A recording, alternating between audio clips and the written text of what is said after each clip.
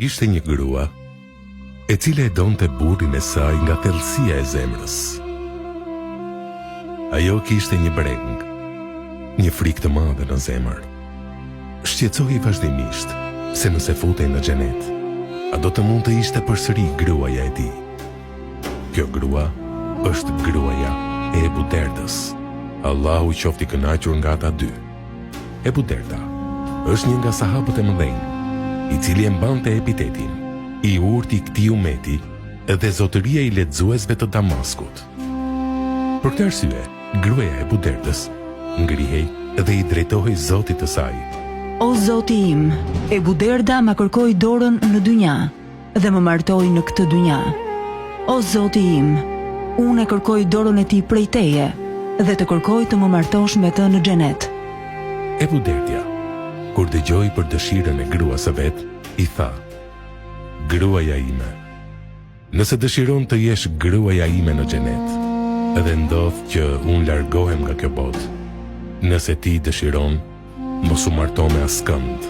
Vdiq Ebu Derda, kurse gruaja e tij ishte një grua e bukur dhe e mirë, dhe një prej njerëzve me ndikim dhe peshë asaj kohe i propozoi për martesë.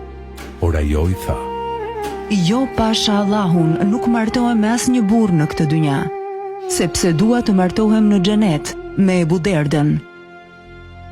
Kështu është dashuria e vërtet dhe ajo reale, dhe kështu mbahet premtimi.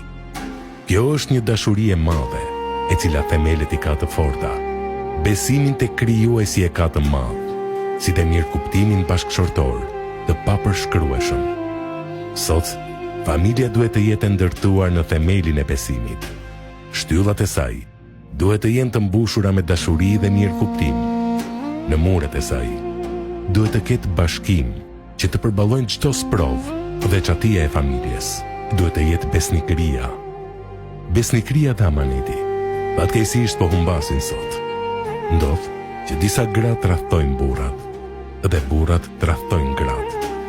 Bihen prej epsheve, pasioneve, dhe bëhen shkak që të hapin në rubinetin e problemeve.